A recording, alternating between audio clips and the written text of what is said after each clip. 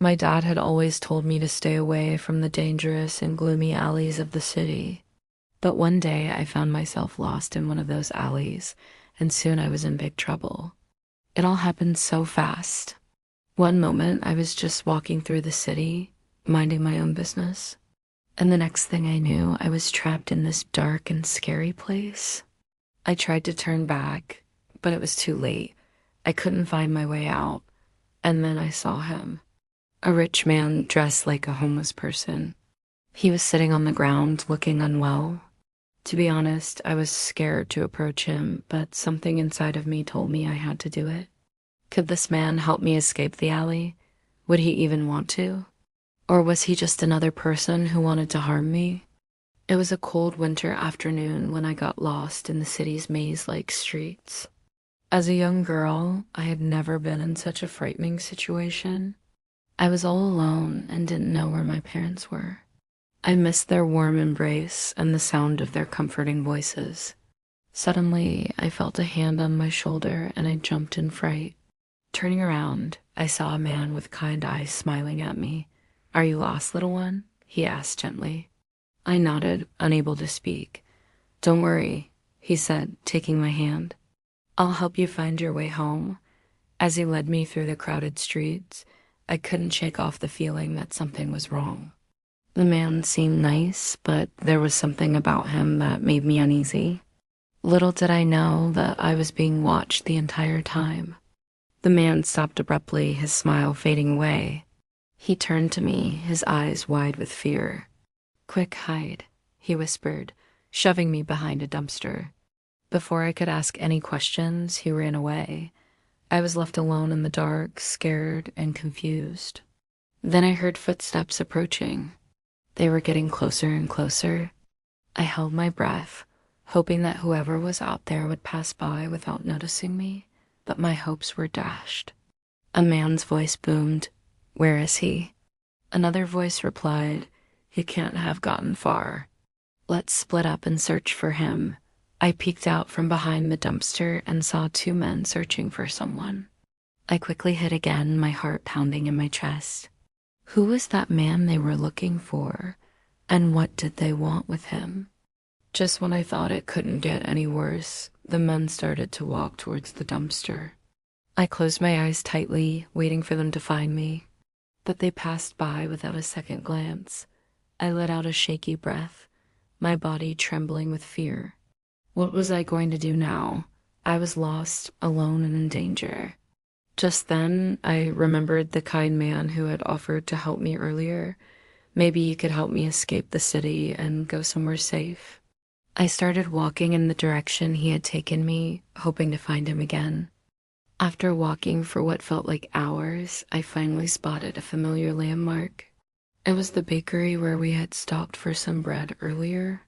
I ran to the door and pounded on it as hard as I could. When it opened, I stumbled inside, gasping for air. "Please," I managed to say, "please help me." The baker looked at me, surprised. "What happened? Why are you so scared?" I explained everything to him, how I got lost and how I was being chased by those dangerous men. The baker listened patiently, his face grave. "Don't worry," he said finally. "I'll help you." He led me to a back room and hid me under a table, covering me with some flour sacks.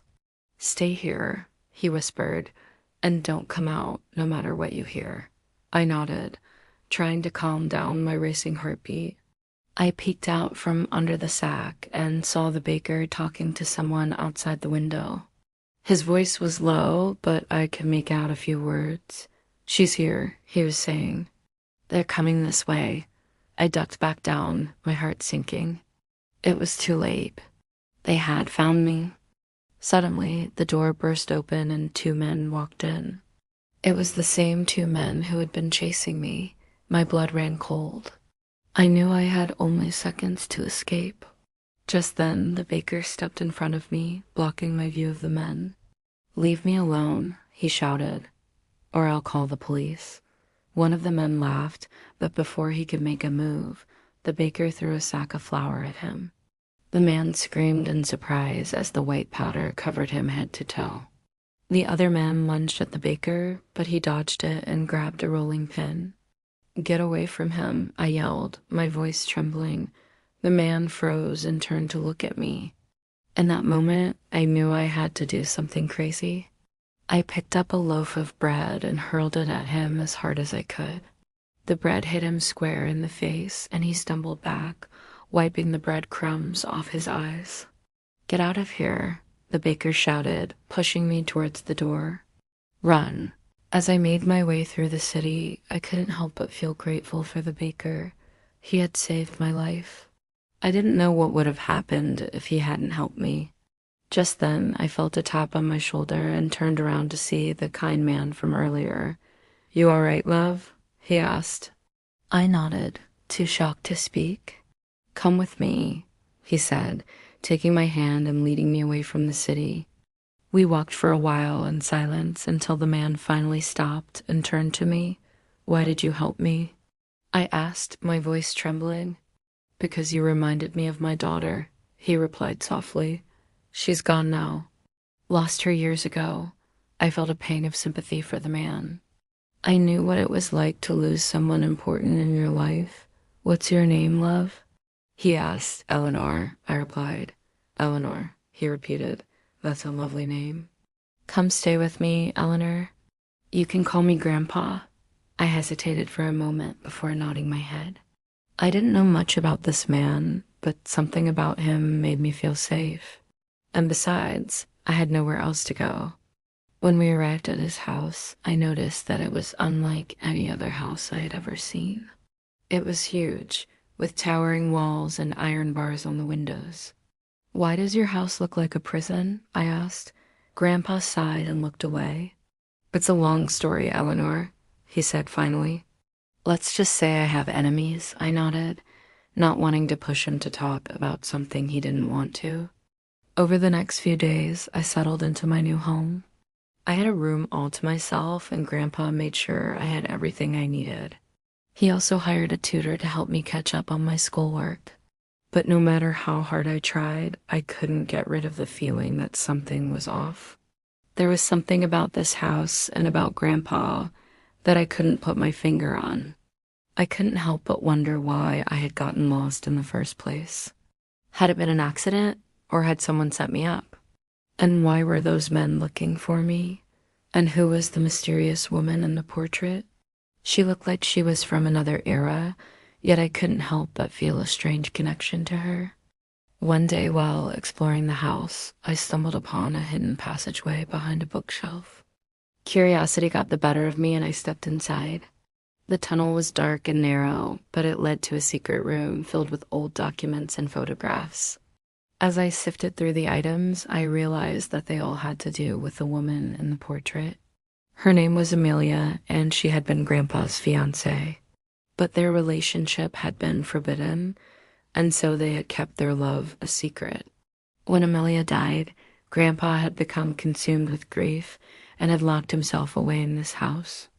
I felt a sense of sadness for him, knowing that he had lost the love of his life so many years ago. But as I turned to leave the room, I noticed something strange. One of the photographs had a familiar face staring back at me. It was the man who had helped me escape the bakery. His name was Thomas, and he was Grandpa's right-hand man. But there was something else that caught my eye. In the corner of the photo, I saw a glimpse of a newspaper headline that read, "Missing persons turn up dead." My heart skipped a beat. Could it be? Was Grandpa involved in something more sinister than I had imagined? Determined to find the truth, I confronted Thomas. At first, he tried to deny everything, but I could see the guilt in his eyes. Eventually, he broke down and confessed. He told me that he and the other men had been sent to bring me to Grandpa. But when they saw how determined I was to escape, they had changed their minds. They didn't want to hurt me, but they had been given orders and had no choice but to obey. "Who sent you?" I asked, my voice shaking. "It doesn't matter," Thomas replied. "It's all in the past now," but I wasn't convinced. I knew there was more to the story, and I was determined to find out the truth. As the night wore on, I couldn't shake off the feeling that something was watching me. I looked around the room, but it was empty. Just then, I heard a knock on the door. My heart skipped a beat. Who could it be at this hour? With trembling hands, I approached the door and peered through the peephole. To my horror, I saw a pair of eyes staring back at me. I gasped and stumbled backward. Who was out there? And what did they want with me? Suddenly, the doorknob started to turn. Panic surged through me as the door creaked open, revealing a dark hallway. I could feel the presence of whoever was out there, lurking just beyond my sight.